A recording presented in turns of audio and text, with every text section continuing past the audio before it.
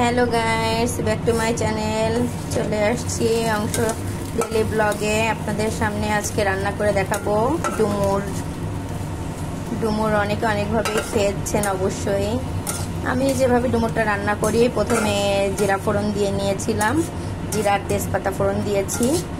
আর তার আগে হচ্ছে যে চিংড়ি মাছগুলো ভেজে তুলে নিয়েছিলাম, সেই তেলেই জিরা ফোড়ন দিয়ে দিয়েছি আর তেজপাতা ফোড়ন দিয়ে পেঁয়াজটা ভেজে নিয়েছি হালকা করে। তারপরে আলুগুলো কেটে ভেজে নিয়েছি। আর ডুমুরটা আগে একটু হালকা হলুদ দিয়ে ডুমুরটা ভালো করে একটু জল গেলে নিয়েছি, তাহলে কষ্টটা থাকে না। তারপরে আপনার জিরা বাটা, আদা বাটা, পেঁয়াজ বাটা দিয়ে ভালো করে কষিয়ে নিয়েছি। এখন দিয়ে দিব একটু ধনিয়া গুঁড়া,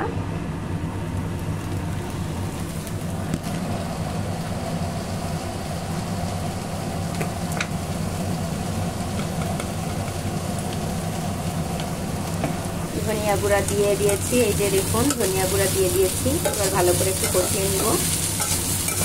এটা একটু তেল বেশি দিলেই বেশ ভালো হয়। একটু ভাজা ভাজা করে ভালো করে কষিয়ে নিলাম।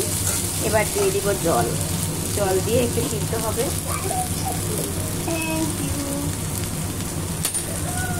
এবার দিয়ে দিব জল। জল দিয়ে একটুখানি ঢেকে দিব, সিদ্ধ হবে। তারপরে মাছগুলো দিয়ে হালকা একটুখানি মিষ্টি দিব, দিয়ে নামিয়ে নিব। দেখুন কি সুন্দর একটা কালার আসবে, স্মেলটা অনেক সুন্দর আসে। চাইলে আপনারা শুকনো মরিচও দিতে পারেন। স্বাদ মতো লবণগুলো দিয়ে দিয়েছি, ভালো করে কষিয়ে নিয়েছি। এবার জল দিয়ে দিব।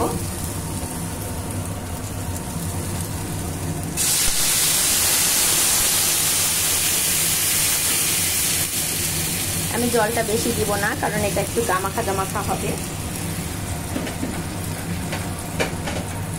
আমি যেভাবে ডুমুরটা রান্না করি, একদম মাংসের মতো ফ্লেভার আসে রান্না করলে, খুব পছন্দ করে বাসার সবাই।